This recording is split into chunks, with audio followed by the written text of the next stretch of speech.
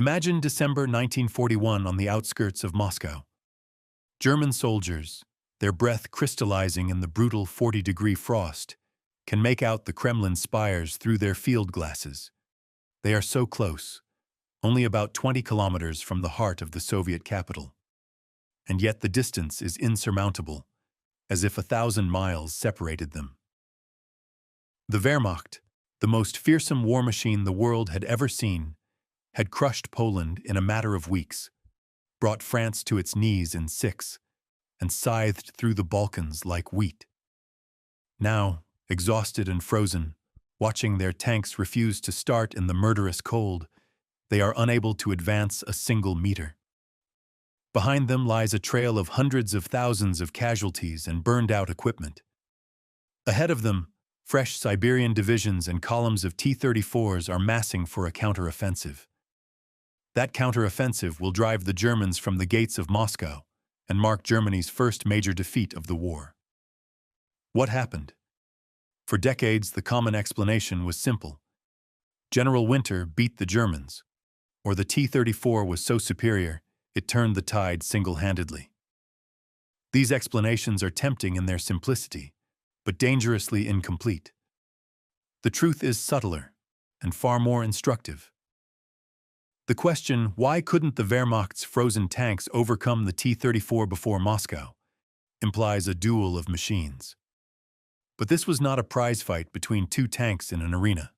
It was a clash of entire systems: strategic planning, industrial capacity, supply networks, tactical doctrine, and yes, technology. The T-34 played a decisive role, but it was only one instrument in the symphony of factors that collectively stopped the Wehrmacht before Moscow.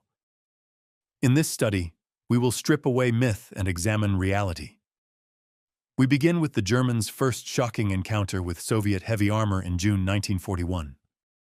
We will trace the fatal miscalculations that led Hitler to invade without preparing for winter.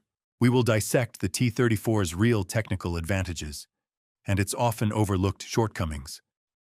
We will slog through the mud of the Rasputitsa that swallowed German supply columns, confront the logistical nightmare that left the Wehrmacht without fuel and winter clothing, feel the brutal cold that froze German equipment solid, witness Zhukov's masterful counteroffensive, and finally understand why the T-34 alone was not enough, and why Germany's defeat was the result of interlocking failures, not a single cause. By the end, it will be clear that the Battle of Moscow was not won by a wonder weapon, nor lost because of bad weather. Its outcome was set by the compound effects of strategic arrogance, logistical collapse, environmental factors, technological innovation, and human resilience, merged into a perfect storm that brought down Germany's ambitions. Let us start where the Germans first realized they might have miscalculated: the battlefields near Brody and Dubno in late June 1941. When Operation Barbarossa erupted on June 22, 1941, the Wehrmacht expected to face an enemy with obsolete equipment and incompetent leadership. They had studied the Red Army's catastrophic performance in the Winter War against Finland, where Soviet forces, despite overwhelming numbers, suffered humiliating defeats. German intelligence noted Stalin's purges of the officer corps in the late 1930s, which decapitated much of the Red Army's experienced leadership. Everything pointed to a quick, decisive victory. Then, on the second day of the invasion, June 23, 1941, German tank crews confronted something for which they were completely unprepared: the T-34 medium tank and the KV-1 heavy tank. The Battle of Brody-Dubno, fought in the triangle between Dubno, Lutsk, and Brody from roughly June 23 to June 30, became the crucible of this revelation. It was one of the largest tank battles in history, largely forgotten today. In total, about 5,000 Soviet tanks were committed, though only some 3,400 reached the battlefield, facing roughly 750-1,000 German panzers. Among the Soviet forces were around 250 of the new T-34 mediums and KV-1 heavies. Their appearance shook German tankers to the core. German reports read like horror stories. One dispatch describes a German lieutenant scoring a hit on a T-34 with his 50mm gun at about 20 meters, then 4 more at 50 meters using P-40 armor-piercing rounds, without any noticeable effect, as the shots simply bounced off. Another report relays the psychological impact. Half a dozen anti-tank guns are pounding it. The shots sound like a drum roll, but it keeps pushing through our lines, like an invulnerable prehistoric beast. This was not supposed to happen. German doctrine assumed their panzers and anti-tank guns would dominate the battlefield. Instead, they watched their best rounds ricochet harmlessly off Soviet armor. The 37mm PaK-36 anti-tank gun, standard in infantry units, proved so ineffective against the T-34 that German troops derisively called it the Army door knocker. It could penetrate the T-34's side only at extremely close range, under about 300 millimeters, and was utterly useless against the KV-1 from any angle at any range. Firing it at a T-34 did little more than reveal your position to a tank whose 76.2mm gun could destroy you with a single shot. Why were German tanks and anti-tank guns at such a disadvantage? The technical mismatch was stark.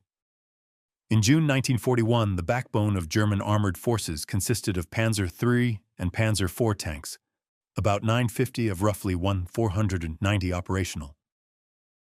Many Panzer IIIs mounted the 50mm L-42 gun.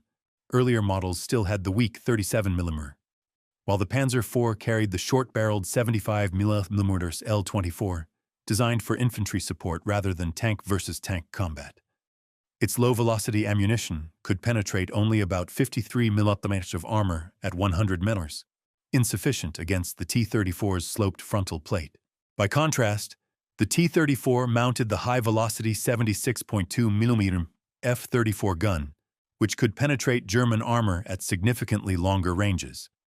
Its glacis was 45mm thick, but sloped at 60 degrees, which dramatically increased effective thickness through simple geometry. A round striking that surface had to defeat the equivalent of roughly 90mm of armor. The turret had about 60 meters at around 30 degrees. German tank and anti-tank guns of the day often lacked the punch to deal with this combination at normal combat ranges. The one German weapon that could reliably stop the T-34 and KV-1 was the 8.8 cm flak, an anti-aircraft gun pressed into the anti-tank role. With its very high muzzle velocity, it could penetrate up to roughly 153mm at long range.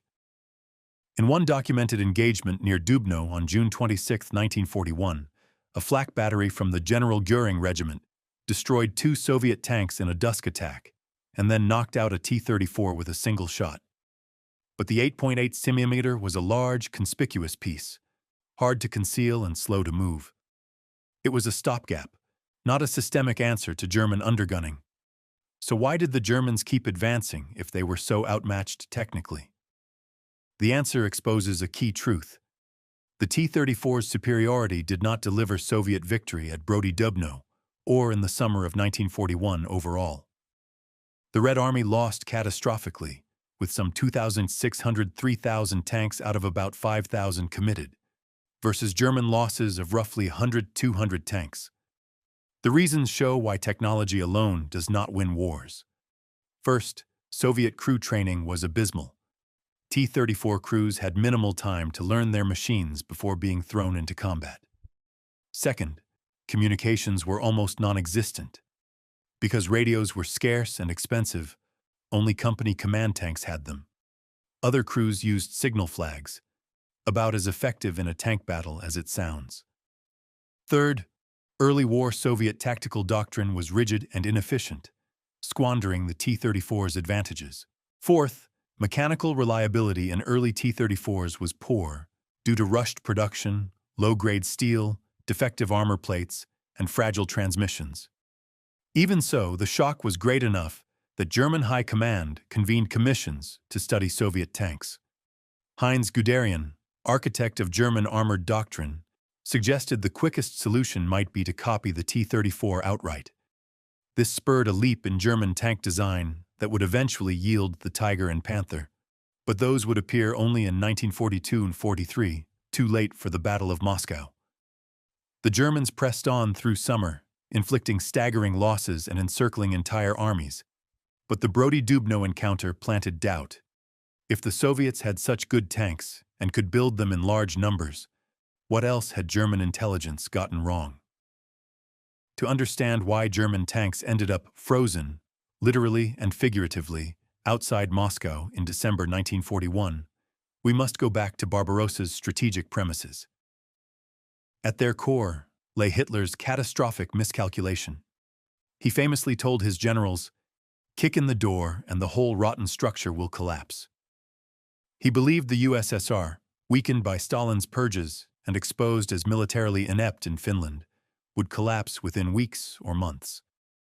Given the available information, this assessment was not baseless. The 1939-40 Winter War showed the Red Army taking months to achieve what should have taken weeks. The 1937-38 purges executed or imprisoned tens of thousands of experienced officers, including much of the senior leadership. On the assumption of quick victory, Hitler and OKH made decisions that proved fatal. Most critically, they made no serious preparations for a winter campaign. No forward stockpiles of winter clothing, no distribution of cold-weather lubricants, no winterization kits for tanks and trucks. The Wehrmacht went into Russia in summer uniforms with summer oils in their engines, betting everything on victory before the snow. German intelligence compounded the error by catastrophically underestimating Soviet reserves.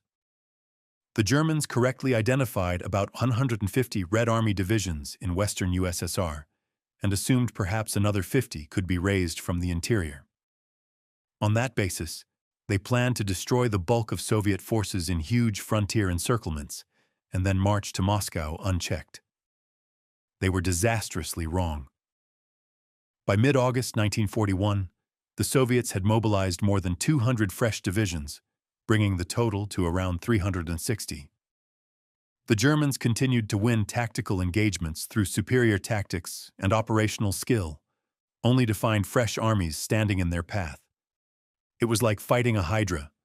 Cut off one head and two grew back. The quick victory assumption also meant no provision for the logistical burdens of deep operations in Russia. Planning lacked long-range strategic thinking. The Germans counted on captured supplies and intact Soviet railways. They failed to account for vast distances, different rail gauges, poor roads, and the need to supply armies hundreds of kilometers beyond the nearest functioning railhead. Success had bred arrogance, reinforced by racial ideology that viewed Slavs as Untermenschen, blinding planners to the enemy's true capabilities. After early successes, strategic confusion wasted precious time. Should the drive go straight to Moscow, the USSR's political and industrial heart, or first seize Ukraine's resources and Leningrad? Hitler pivoted south to encircle Kyiv, yielding a huge tactical victory, over 600,000 prisoners, but consuming August and most of September. When Operation Typhoon, the final drive on Moscow, finally began on September 30th, 1941, there was no margin for error. Autumn had arrived, and the consequences of Hitler's false premise would permeate every aspect of the Moscow campaign. Soldiers would fight in summer uniforms in sub-zero temperatures.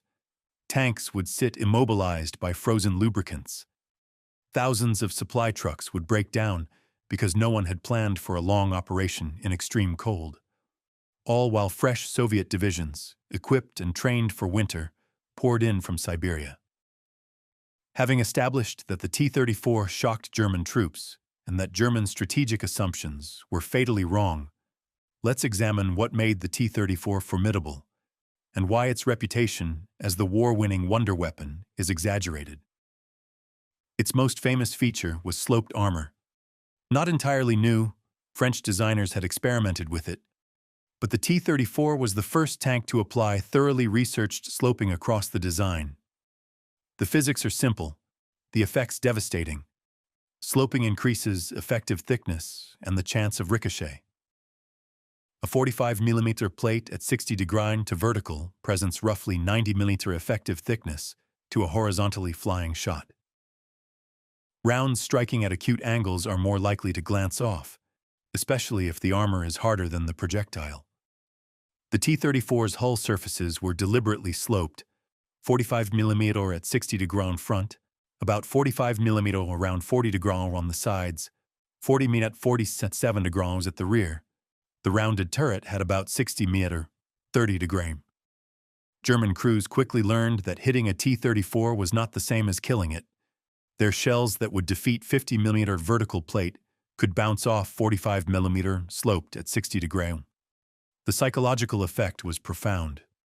A second advantage was mobility, specifically low ground pressure. The T-34's unusually wide tracks, about 500 mm, and 26 to 30 ton weight, yielded ground pressure around 0.64 km2, roughly a human footprint. Stalin quipped it floated over snow like a swallow, and it wasn't far from the truth. Panzer XXXIV had narrower tracks and higher ground pressure. The Panzer IV's less advanced suspension and narrow tracks made it prone to bogging in deep mud or snow. In the winter of 1941-42, T-34s routinely traversed terrain where German panzers hopelessly mired. This mattered hugely in the Rasputitsa and the snowbound battles before Moscow. The Christie suspension, large road wheels on angled coil springs with no return rollers, gave long travel and excellent cross-country performance, allowing higher speeds over rough ground without shedding tracks or breaking suspension components. Combined with high clearance, it made the T-34 exceptionally mobile across forests, swamps, snowy steppe, and muddy fields. Third was the diesel engine. The T-34 used the V2 diesel, 500 HP. Diesel offered better fuel economy, up to 40% more range, lower flammability on penetration, and, crucially, advantages in extreme cold once started. While diesel can gel at very low temperatures, Soviet T-34s were equipped with preheaters that burned fuel to warm oil and coolant before startup. Once running, the engine remained operable at temperatures that could freeze gasoline in a carburetor. German tanks used gasoline engines which, in theory, start more easily with spark ignition. But at 35 degrees Celsius and below, gasoline does not vaporize properly without intensive preheating. German crews lacked both the equipment and, critically, the fuel to keep engines idling for warmth. T-34 crews could idle or periodically restart with preheaters. German crews watched their panzers freeze solid. Fourth was firepower. The 76.2 mm F-34 was an excellent gun for its time. With a muzzle velocity around 2,400 ftls, it could penetrate roughly 90 mm at 500 mm, more than enough to defeat any 1940 vintage German tank at typical ranges.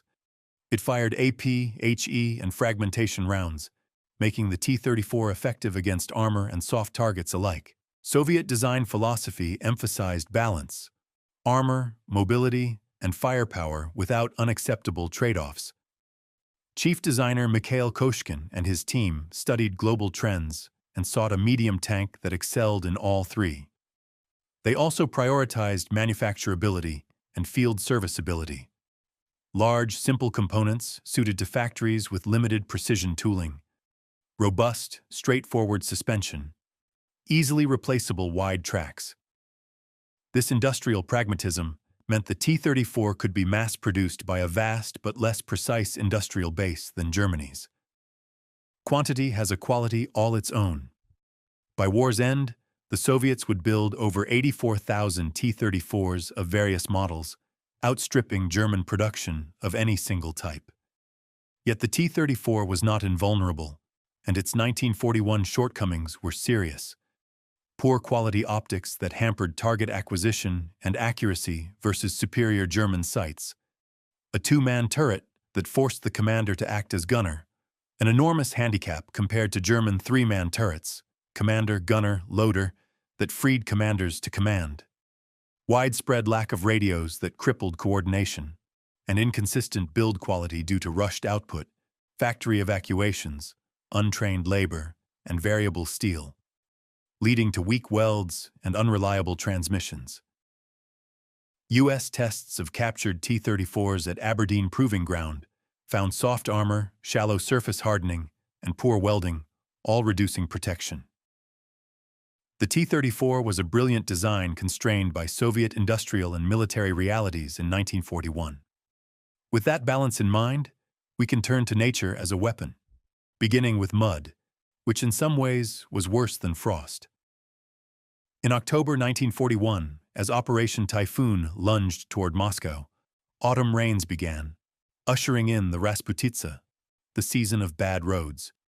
It comes twice each year in Russia and Ukraine, in spring with the thaw, and in autumn with rain before the ground freezes. Dirt roads, primitive by Western European standards, became rails of sticky, bottomless mud.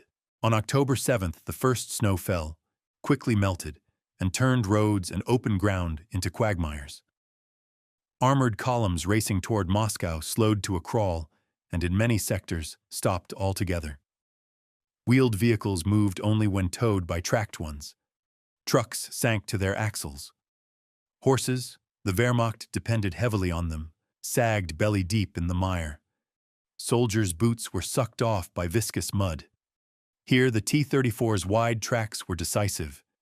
Its low ground pressure, WWII, let it keep moving where German panzers with narrower tracks bogged down. German intelligence reports in October-early November noted with concern that T-34s operated over terrain impassable to German tanks. The T-34 did not swim through mud. No vehicle could. But it could keep going where German armor stalled. The Panzer IV, with narrow tracks and leaf spring suspension, was particularly vulnerable. After-action reports describe tankers helplessly watching their machines sink deeper with every attempt to move. Sometimes it took 36 horses to pull a single tank free. Logistical madness when horses were already dying by the thousands from exhaustion and hunger. The true catastrophe, however, was logistical. The German supply system relied on trucks and horse-drawn wagons to move goods forward from railheads. In the mud, this system collapsed. Fuel did not reach panzer units. Shells did not reach artillery. Food did not reach infantry. By late October, units that had marched and fought for weeks over hundreds of kilometers were immobilized less by Soviet resistance than by their own inability to move or be supplied. The Wehrmacht was only about 20% mechanized. The remaining 80% marched on foot and depended on roughly 625,000 horses for transport and logistics. Horses pulled about two-thirds of German vehicles and provided around 80% of the army's tractive power. When the Rasputitsa hit, already overworked and underfed horses began dying en masse. Soviet forces, by contrast, operated on interior lines with shorter supply routes and exploited the Rasputitsa deliberately. Appointed on October 6th, Georgy Zhukov understood the mud would hobble narrow-tracked German tanks. He ordered defense of key roads while conducting organized withdrawals, trading space for time. Each day the Germans spent mired was a day for the Soviets to fortify, bring up reserves, and prepare their winter counterblow. On October 31st, 1941, the German Army High Command ordered a halt to offensive operations until logistics could be restored and the mud ended, a staggering admission for an army that had advanced hundreds of kilometers in weeks. The pause lasted into mid-November, when the ground finally froze hard enough to bear armor. But the lost weeks were irreplaceable. The window to take Moscow before winter had been narrow already. The pivot to Kyiv consumed August and September. Now mud swallowed most of October and early November. When the ground froze and the offensive resumed in mid-November, there was no slack left. The first severe cold arrived in late November. By early December, temperatures regularly fell to 30 to 40 degrees, around 40 degrees, where Celsius and Fahrenheit scales meet. There would be no quick victory, no triumphal parade in Moscow, only frozen machinery, frozen soldiers, and a Soviet counter-offensive that would shatter the myth of Wehrmacht invincibility. The Rasputitsa was no fluke. It happens every year. German planners knew of it. Mud in Russian autumn is no secret. But assuming the campaign would end before autumn, they made no provision for operations in those conditions. No wider tracks for their tanks. No forward stockpiles ready for restricted mobility. They simply assumed they would not be there when the rains came. When they did, the consequences were laid bare. Armies moved not just on strategy and tactics, but on logistics. Fuel, ammunition, food, spare parts. If your supply network is built for paved roads and fair weather, mud does not merely slow you, it stops you cold. The T-34's advantage in mud was not that it ignored conditions. It could not. It was that it kept operating where German tanks could not, and that Soviet logistics, on shorter interior lines and with better local understanding, retained enough functionality to supply their forces while German logistics collapsed. By mid-November, when the ground froze and mobility returned, the damage was done. The Wehrmacht was exhausted, undersupplied, and out of time. Ahead lay an even harsher trial: winter itself. Modern armies depend more on fuel and ammunition than on courage and skill. No matter how well trained your soldiers or advanced your equipment, if you cannot supply bullets, fuel, food, and spares, you lose. The Wehrmacht's logistical nightmare outside Moscow illustrates this truth with brutal clarity. Distances were the core problem. By November-December 1941, forward units stood more than 1,000 kilometers from the nearest reliable railheads in Poland and East Prussia. Every liter of fuel, every artillery shell, every loaf of bread, every winter coat had to traverse that distance to reach the front. The USSR's vast spaces and poor road network bore no resemblance to Western Europe. Paved roads were rare outside major cities.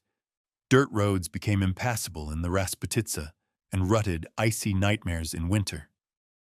The rail network was extensive, but used a broader gauge than European lines.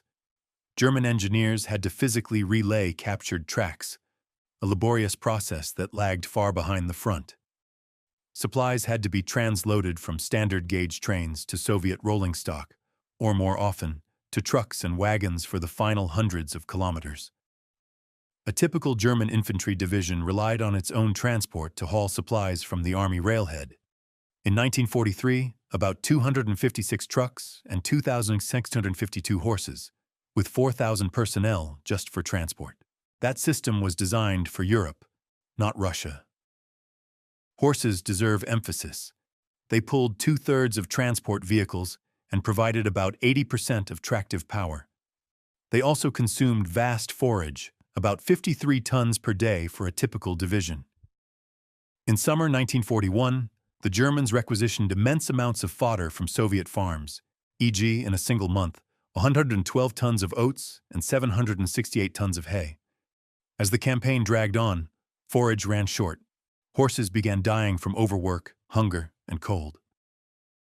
In December 1941, January 1942 alone, about 179,000 horses died, most from heart failure in the snow under loads they were not built to endure.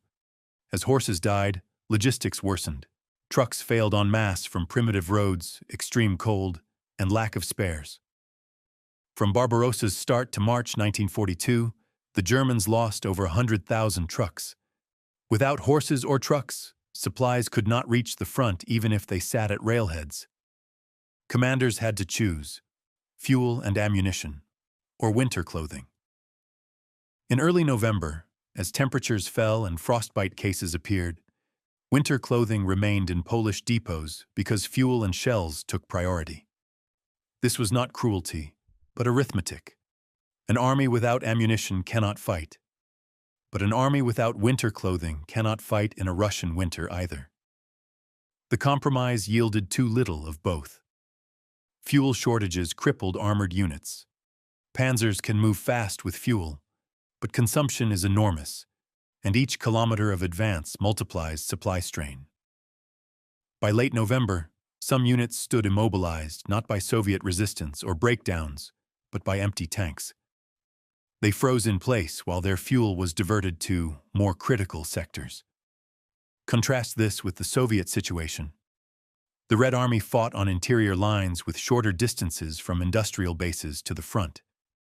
Moscow itself was a major industrial and transport hub. Soviet logistics were far from ideal, but they did not have to move supplies 1,000 kilometers across enemy territory on primitive roads. More impressively, in late 1941, the Soviets conducted one of history's greatest industrial evacuations. Roughly 1,523 plants were dismantled and moved east. 667 to the Urals, 224 to Western Siberia, 78 to Eastern Siberia, 308 to Central Asia and Kazakhstan, and 226 to the Volga region, along with their workforces, millions of people. T-34 production, for example, was shifted about 2,000 kilometers from Kharkov to the Uralvagonzavod in Nizhny Tagil. Some 30,000 workers and 10,000 machine tools were moved, and the first T-34 from the evacuated plant rolled off the line in December 1941, only 3 months after evacuation began. In some cases, equipment was set up outdoors before buildings were erected. The result was a production surge, from 6,274 tanks in 1941 to 24,639 in 1942. By March 1942, war output in the East matched the USSR's pre-war total production. As German logistics buckled under distance, weather, and insufficient transport, Soviet logistics, though strained, actually improved as evacuated industry came online and lines shortened around a stabilized Moscow front. Thus, even when German troops came within sight of Moscow, they could not sustain the offensive. Shells were rationed, fuel was scarce, winter clothing sat hundreds of kilometers to the rear. Artillery could not support attacks. Panzer units could not maneuver. You cannot wage modern war on willpower alone. When the deep freeze set in by late November and early December, down to 30 to 40 degrees, everything suffered, especially people. Metal burned exposed skin on contact. Breath froze in midair. The Wehrmacht, in summer kit and with no winterization, began to die. Lubricants that worked fine in temperate climates turned to paste, then to ice. Tank engines would not crank. Truck motors seized. Artillery recoil systems froze. As one German artillery lieutenant, Heinrich Schmidt-Schmiedebach, noted bitterly, rifles stopped firing in the deep cold because their oils were unsuitable, whereas the Russians had proper winter lubricants. Gasoline would not vaporize in carburetors at 40 degrees. Diesel gelled. German crews tried to start engines and listened to starters whine helplessly against frozen blocks. Standard procedure in such cold is to keep engines running continuously or use preheaters. Soviet T-34s had such devices. German tanks did not. No one had planned for winter operations. Even when Germans managed to start engines, often by lighting fires under them, dangerous and laborious, frozen lubricants meant gearboxes would not shift, turrets would not traverse. Tanks became static pillboxes. Water froze in locomotive boilers, disabling hundreds of engines at once and further paralyzing an overstretched rail net. Human suffering dwarfed mechanical failures. German soldiers met winter in the same summer uniforms they had worn since June. Wool greatcoats provided some warmth, but were woefully inadequate for the deep cold. There were no insulated boots, fur mittens, or ear-flapped winter caps in sufficient numbers. Men stuffed boots and coats with newspaper, straw, and rags. They wrapped themselves in anything they could find. Soviet greatcoats, blankets, even women's clothing taken from abandoned villages. Frostbite spread like an epidemic. By early December, over 130,000 cases were recorded. Tens of thousands more went unrecorded. Fingers, toes, ears, and noses were lost. Some men froze to death at their posts. On defense, soldiers who sat or lay too long literally froze to the ground. Why no winter clothing? It was not ignorance that Russian winters are cold. Winter gear existed, stockpiled in Poland. But the transport network was so overloaded that it could not be brought forward because fuel and ammunition had priority. By the time capacity opened up, it was too late for many units. Some divisions set up sewing shops in occupied towns to make winter clothing on the spot. Had this begun earlier, countless casualties might have been prevented. The core problem was the assumption that winter would not matter because the campaign would be over. When that proved false, there was no backup plan. Cold also ravaged horse stocks already weakened by overwork, lack of forage, and autumn mud. Artillery units, dependent on horses to move guns and shells, became immobile as animals fell dead. The Soviets, by contrast, had winter uniforms, ushanka hats, felt boots, and used cold-rated lubricants. Soviet doctrine anticipated winter operations. This was not superiority, merely preparation for annual conditions. The T-34's winter advantages were significant. Once started, its diesel ran reliably in deep cold. The preheater enabled starts even at 40 degrees. Wide tracks still paid dividends, now in snow rather than mud. Reports confirm exceptional snow mobility. T-34s could push through drifts 40-60 centimeters deep, aided by power and track width, while German tanks with narrow tracks and less torque bogged where the T-34s plowed on. By December 1941, Army Group Center, the force driving on Moscow, was a shadow of itself. Panzer divisions that started the campaign with 150-plus tanks had 50 or fewer runners. Units that reached within 20 km of Moscow were at about half strength. Infantry regiments that should have fielded over 2,000 men sometimes mustered only 150-200 riflemen, barely a company. Official loss reports for Army Group Center from October 1, 1941 to January 10, 1942 listed 35,757 killed, 128,716 wounded, and 9,721 missing. Frontline battalion and divisional accounts suggest the real toll was higher, swollen by frostbite cases. On December 5, 1941, Chief of the General Staff, Franz Halder, wrote that the troops were spent and 4th Panzer Group could no longer conduct offensive operations. That same day, Georgy Zhukov struck. Frozen, exhausted, undersupplied, and weakened, the Germans faced fresh Soviet divisions equipped for winter, with T-34s and other armor, massed artillery, and Katyusha rocket batteries. Winter did not merely sap German strength, it created conditions for Soviet victory.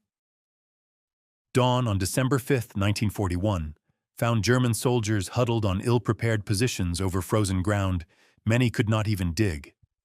They knew Soviet forces were out there in the snow, but not what awaited them. Zhukov's masterstroke, a large-scale counteroffensive using secret reserves the Germans did not know existed. Having taken command of the Western Front on October 6th, the 45-year-old Zhukov had spent weeks preparing this moment, conducting organized retreats in autumn, holding in November, and covertly massing force for the blow. By early December, the Red Army had concentrated about 50 divisions, roughly 700,000 men, poised to hit the Germans' overextended front. The source of these reserves was itself a strategic coup. For much of 1941, Stalin kept large forces in Siberia and the Far East against a possible Japanese attack. Intelligence from Richard Sorge in Tokyo, received in October, confirmed Japan would strike south against the US and European colonies, not north against the USSR. That priceless information freed Siberian and Far Eastern armies for transfer west without exposing the Soviet rear. Stalin authorized the redeployment of 18 divisions, about 1,700 tanks, and over 1,500 aircraft.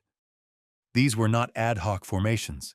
They were seasoned, fully equipped, cold-weather-trained units. Many soldiers from Siberia and Central Asia were accustomed to severe cold, wore winter kit, and used cold-rated lubricants. The Germans had no idea these forces existed. Their intelligence had consistently underestimated Soviet reserves and had no insight into the Far Eastern redeployment. German commanders thought they faced a shattered enemy clinging to life. In reality, they faced a carefully prepared counterstroke by fresh, well-equipped forces attacking in conditions favorable to the Soviets. On December 5, 1941, Zhukov launched on the Kalinin Axis to remove the immediate threat to Moscow. Led by Siberian troops with T-34s and backed by massed artillery and Katyusha salvos, the Stalin organs the Germans feared, the Red Army smashed into thinly held, poorly supplied, frost-bound German lines. The effect was immediate and shocking.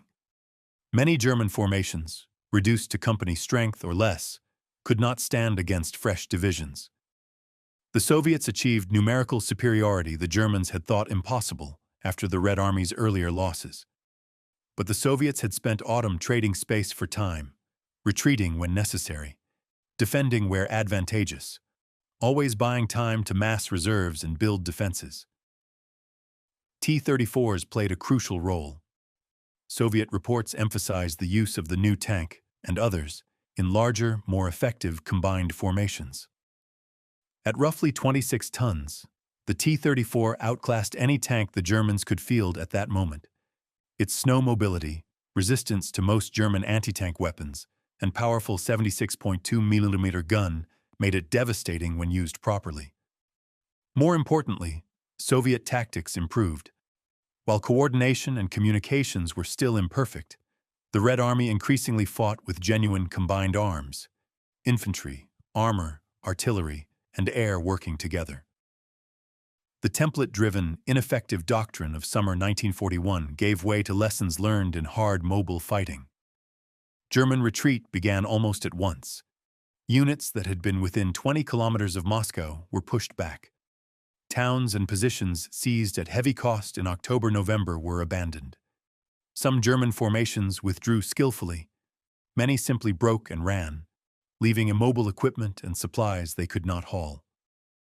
Hitler responded with his infamous stand-fast order, prohibiting withdrawals. That likely prevented a total rout of Army Group Center. Chaotic winter retreats can destroy armies, but it also trapped units on bad ground and caused needless losses.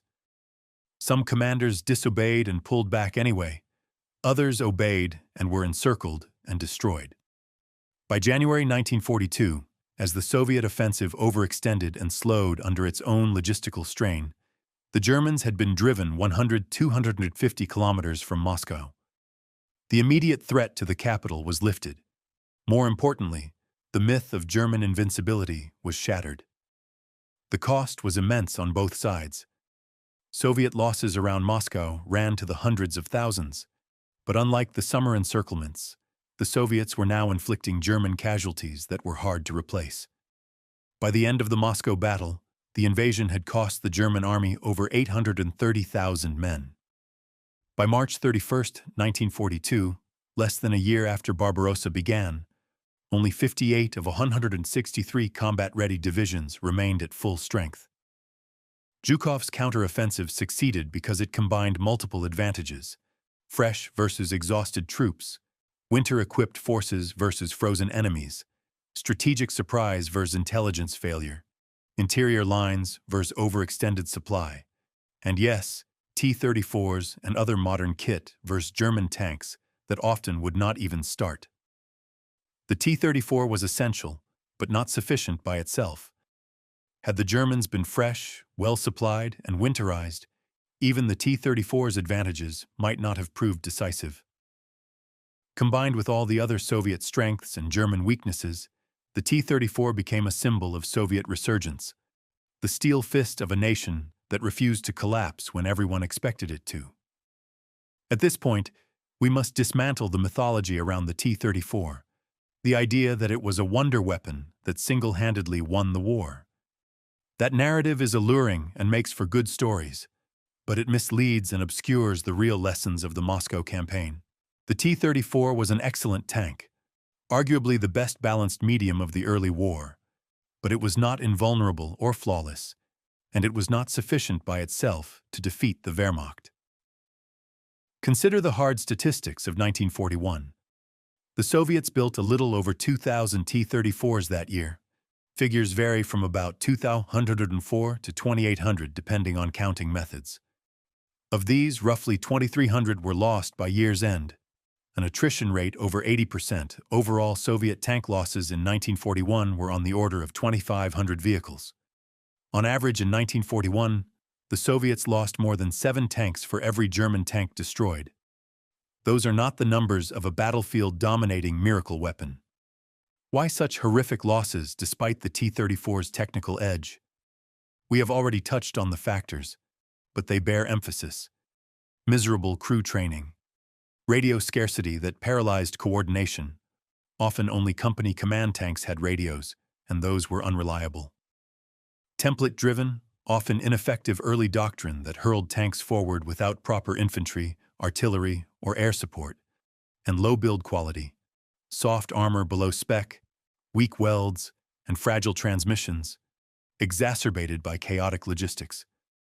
Many T-34s were lost to breakdowns and abandonment rather than enemy fire. Meanwhile, the Germans adapted.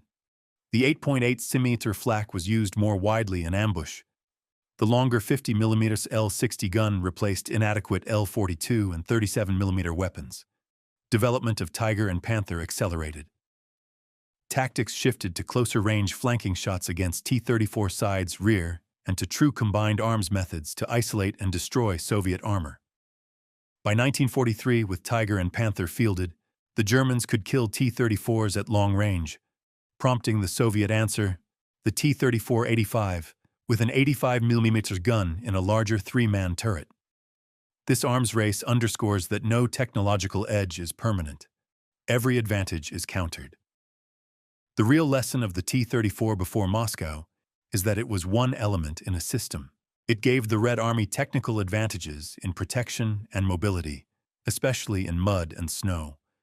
But those mattered because Soviet strategy traded space for time. Soviet intelligence, Sorge, freed Siberian divisions. Soviet industry evacuated and sustained production. Interior supply lines were shorter. Soviet troops were winter-equipped, while Germans were not. German logistics collapsed. German strategic assumptions were catastrophically wrong, and German troops were exhausted after months of continuous fighting. Remove the T-34 from the equation, and the Soviets' task would have been harder, but they likely still would have stopped the Germans before Moscow for all the other reasons. Give the Germans T-34 equivalent tanks, but leave the other factors unchanged. Logistical collapse, lack of winterization, exhaustion, overextension, and they still fail. War is a complex system in which technology, strategy, logistics, training, doctrine, intelligence, and industrial capacity interact. Focusing on one element, even one as impressive as the T-34, means missing the forest for the trees. The T-34 mattered, but it was not enough by itself, and its aura as a war winner obscures the more important systemic lessons of success and failure. The Wehrmacht's frozen tanks did not fail before Moscow because the T-34 was unbeatable, but because the Wehrmacht attempted to wage modern war without adequate logistics or winter preparation, on fundamentally wrong strategic assumptions, against an enemy that refused to collapse on schedule.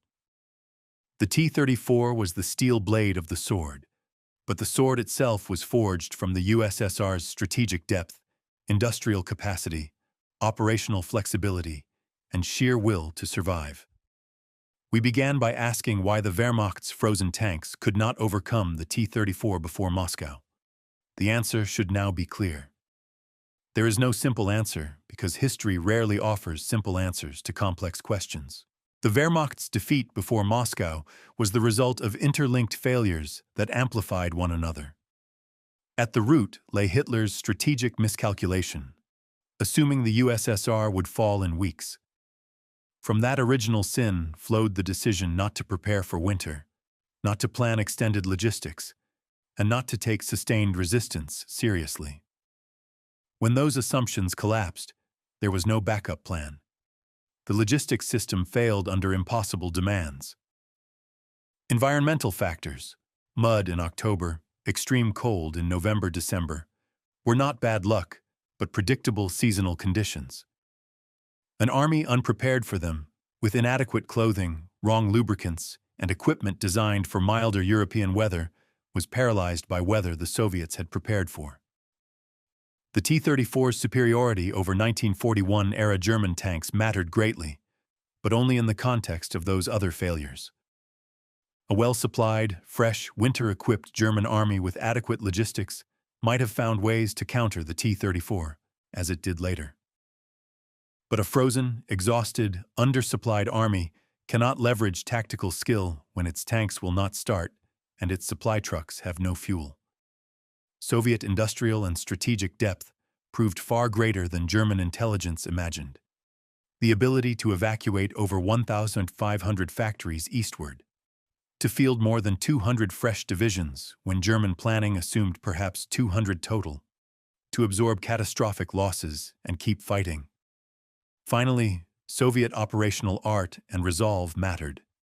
Zhukov's strategic retreats that traded space for time, Sorge's intelligence that freed Siberian divisions, and a counteroffensive timed and executed with precision against an overextended enemy. The T-34 became a symbol of Soviet resistance and technical progress, but it was no magic wand. Wars are not won by miracle weapons.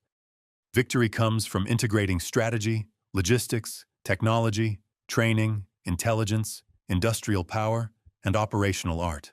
The side that excels at more of these and fuses them more effectively prevails. The broader lesson reaches beyond World War II, a warning against hubris and technological determinism. The Germans were arrogant, imagining recent victories made them invincible and their enemy contemptible.